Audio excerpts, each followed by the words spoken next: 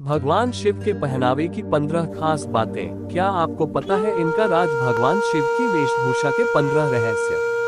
आपने भगवान शंकर का चित्र या मूर्ति देखी होगी। शिव की जटाएं हैं। उन जटाओं में एक चंद्र चिन्ह होता है। उनके मस्तक पर तीसरी आंख है। वे गले में सर्प और रुद्राक्ष की माला लपेटे रहते हैं। उनके एक हाथ में डमरू तो दूसरे में त्रिशूल है। वे संपूर्ण देह पर भस्म लगाए रहते हैं। उनके शरीर के निचले हिस्से को वे व्याघ्र चर्म से लपेटे रहते हैं। वे वृषभ की सवारी करते हैं और कैलाश पर्वत पर ध्यान लगाए बैठे रहते हैं। कभी आपने सोचा कि इन सब शिव प्रतीकों के पीछे का रहस्य क्या है? शिव की वेशभूषा ऐसी है कि प्रत्येक धर्म के लोग उनमें अपने प्रतीक ढूंढ सकते हैं। आओ जानते हैं शिव प्रतीकों के रहस्य। चंद्रमा। शिव का एक नाम सोम भी है।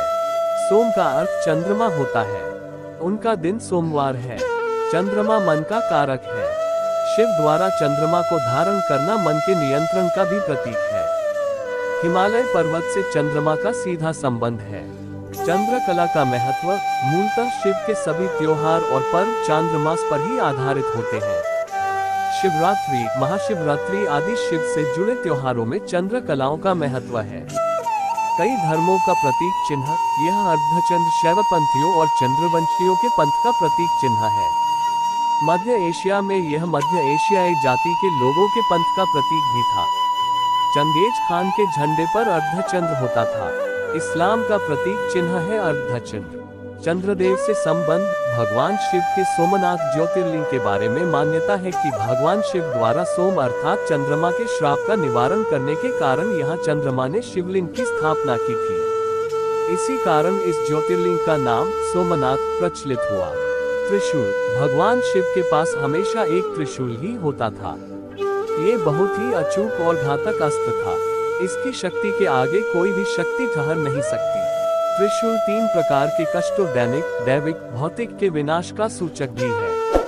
इसमें 3 तरह की शक्तियां हैं, सत, रज और तम, प्रोटॉन, न्यूट्रॉन और इलेक्ट्रॉन। त्रिशूल के 3 शूल सृष्टि के क्रमशः उदय, संरक्षण और लयीभूत होने का प्रतिनिधित्व करते भी हैं। शैव मतानुसार शिव इन तीनों भूमिकाओं के अधिपति हैं। ये शैव सिद्धांत के पशुपति, पशु एवं पाश का प्रतिनिधित्व करता है।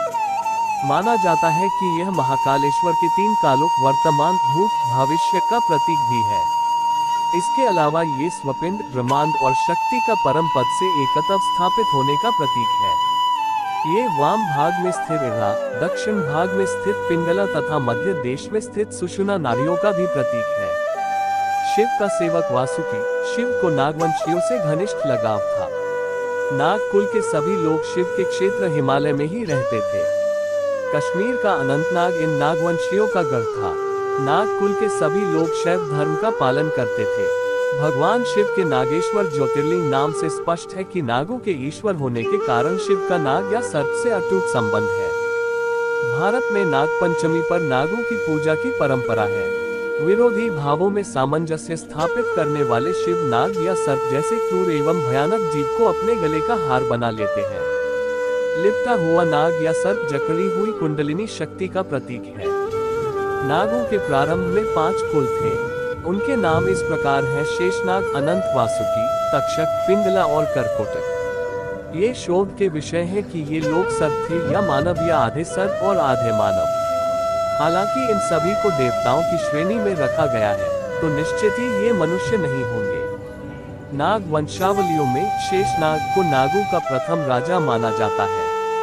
शेषनाग को ही अनंत नाम से भी जाना जाता है।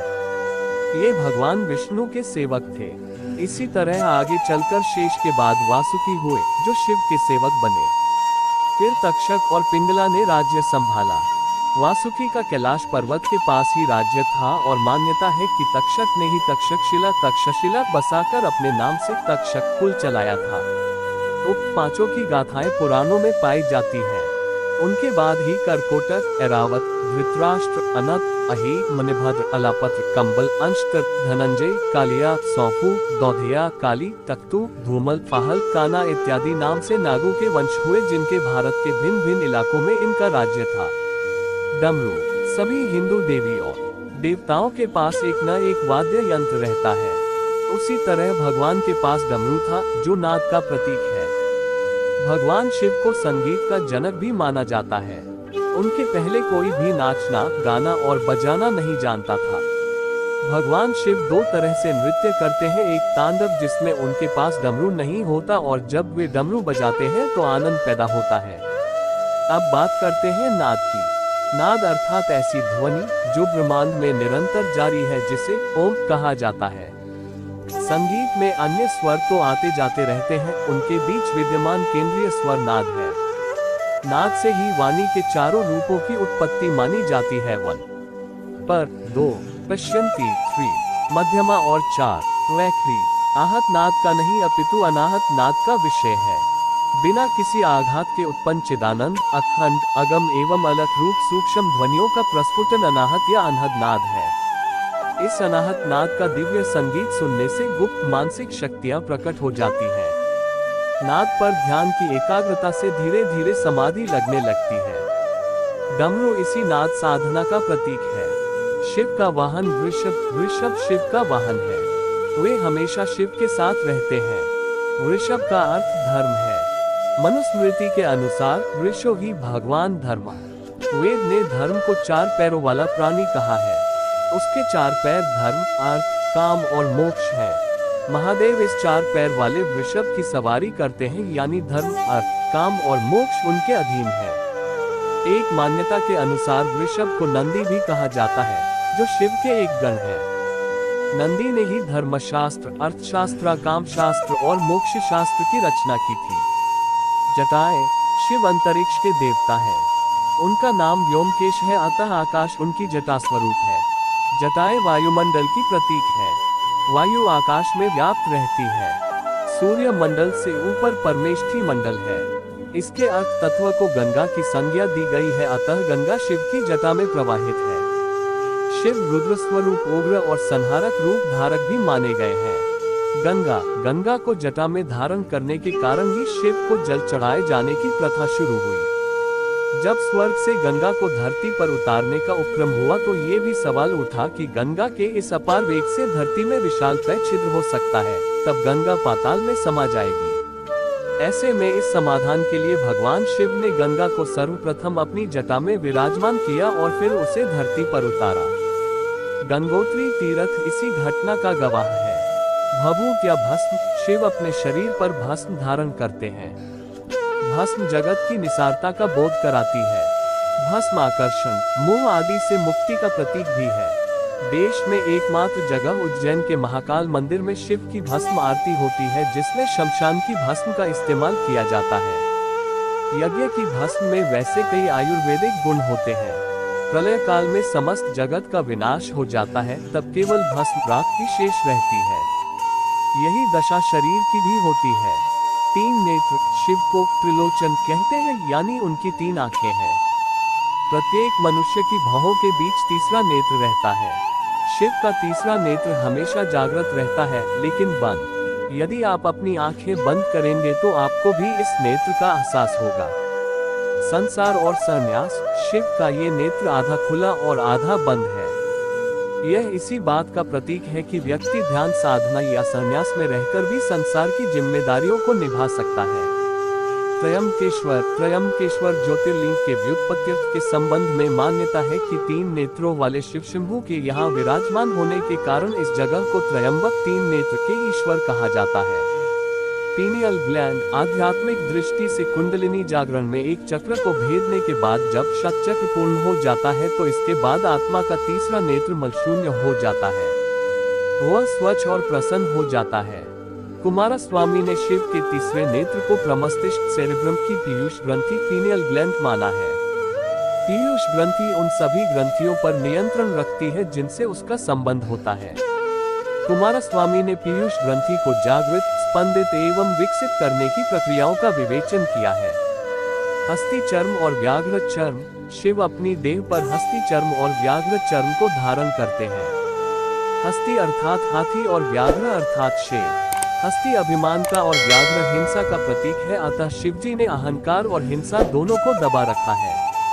शिव का धनुष पिनाक, शिव ने जिस धनुष को बनाया था उसकी टंकार से ही बादल फट जाते थे और पर्वत हिलने लगते थे। ऐसा लगता था मानो भूकंप आ गया हो। ये धनुष बहुत ही शक्तिशाली था। इसी के एक तीर से त्रिपुरासुर की तीनों नगरियों को ध्वस्त कर दिया गया था। इस धनुष का नाम पिनाक था। देवी और देवताओं के काल की समाप्ति के बाद इस धनुष को देवराज को सौंप दिया गया था। उल्लेखनीय है कि राजा दक्ष के यज्ञ में यज्ञ का भाग शिव को नहीं देने के कारण भगवान शंकर बहुत क्रोधित हो गए थे और उन्होंने सभी देवताओं को अपने पिनाक धनुष से नष्ट करने की ठानी। एक टंकार से धरती का वातावरण भयानक हो गया। बड़ी मुश्किल से उनका क्रोध शांत किया गया, तब उन्होंने ये धनुष देवताओं को दे दिया। देवताओं ने राजा जनक के पूर्वज देवराज को धनुष दे दिया।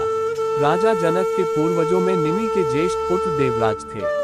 शिव धनुष उन्हीं की धरोहर स्वरूप राजा जनक के पास सुरक्षित था। इस धनुष को भगवान शंकर ने स्वयं अपने हाथों से बनाया था।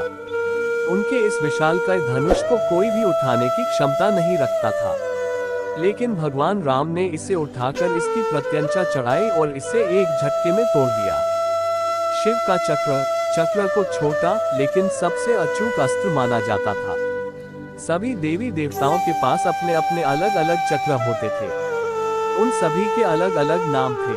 शंकर जी के चक्र का नाम भव्रेंदु, विष्णु जी के चक्र का नाम कांता चक्र और देवी का चक्र मृत्यु मंजरी के नाम से जाना जाता था। सुदर्शन चक्र का नाम भगवान कृष्ण के नाम के साथ अभिन्न रूप से जुड़ा हुआ है। ये बहुत कम ही लोग जानते हैं कि सुदर्शन चक्र का निर्माण भगवान शंकर ने किया था। प्राचीन और प्रामाणिक शास्त्रों के अनुसार इसका निर्माण भगवान शंकर ने किया था। निर्माण के बाद भगवान शिव ने इसे श्री विष्णु को सौंप दिया था। जरूरत पड़ने पर श्री विष्णु ने इसे देवी पार्वती को प्रदान कर दिया। पार्वती ने इसे परशुराम को दे दिया और भगवान कृष्ण को ये सुदर्शन चक्र परशुराम से मिला। त्रिपुंड तिलक, माथे पर भगवान शिव त्रिपुंड तिलक लगाते हैं। ये 3 लंबी धारियों वाला तिलक होता है। ये त्रिलोक्य और त्रिगुण का प्रतीक है। ये सतोगुण, रजोगुण और तपोगुण का प्रतीक भी है। ये त्रिपुंड सफेद चंदन का या भस्म का होता है। त्रिपुंड 2 प्रकार का होता है। पहला 3 धारियों के बीच लाल रंग का एक बिंदु होता है। ये बिंदु शक्ति का प्रतीक होता है। आम इंसान को इस तरह का त्रिपुंड नहीं लगाना चाहिए। दूसरा होता है सिर्फ 3 धारियों वाला तिलक या त्रिपुंड। इससे मन एकाग्र होता है। कान में कुंडल, शिव कुंडल हिंदुओं में एक कर्ण छेदन संस्कार है। शैव, शाक्त और नाथ संप्रदाय में दीक्षा के समय कान छिदवाकर उसमें मुद्रा या कुंडल धारण करने की प्रथा है। कर्ण छिदवाने से कई प्रकार से रोग से तो बचा जा ही सकता है, साथ ही इससे मन भी एकाग्र रहता है। मान्यता अनुसार इससे वीर्य शक्ति भी बढ़ती है। कर्ण कुंडल धारण करने की प्रथा के आरंभ की खोज करते हुए विद्वानों ने एलोरा गुफा की मूर्ति, सालिसेटी, एलिफेंटा, आर्काट जिले के परशुरामेश्वर के शिवलिंग पर स्थापित मूर्ति आदि अनेक पुरातात्विक सामग्रियों की परीक्षा कर निष्कर्ष निकाला है कि मत्स्येंद्र और गोरक्ष के पूर्व भी कर्ण कुंडल धारण करने की प्रथा थी और केवल शिव की ही मूर्तियों में यह बात पाई जाती है। भगवान बुद्ध की मूर्तियों में उनके कान काफी लंबे और छेदे हुए दिखाई पड़ते हैं। प्राचीन मूर्तियों में प्रायः शिव और गणपति के कान में सर्प कुंडल, उमा तथा अन्य देवियों के कान में शंख अथवा पत्र कुंडल और विष्णु के कान में मकर कुंडल देखने में आता है। रुद्राक्ष, माना जाता है कि रुद्राक्ष की उत्पत्ति शिव के आंसुओं से हुई थी। धार्मिक ग्रंथानुसार 21 मुख तक के रुद्राक्ष होने के प्रमाण हैं, परंतु वर्तमान में 14 मुखी के पश्चात सभी रुद्राक्ष अप्राप्य हैं। इसे धारण करने से सकारात्मक ऊर्जा मिलती है, रक्त प्रवाह भी संतुलित रहता है। ऐसी ही मोटिवेशन, एजुकेशन और एंटरटेनमेंट की वीडियो को देखने और सुनने के लिए आपने YouTube चैनल नेचर ध्यान कहानियां को लाइक, सब्सक्राइब और दोस्तों के पास शेयर जरूर करें। मिलते हैं अगले वीडियो में। धन्यवाद।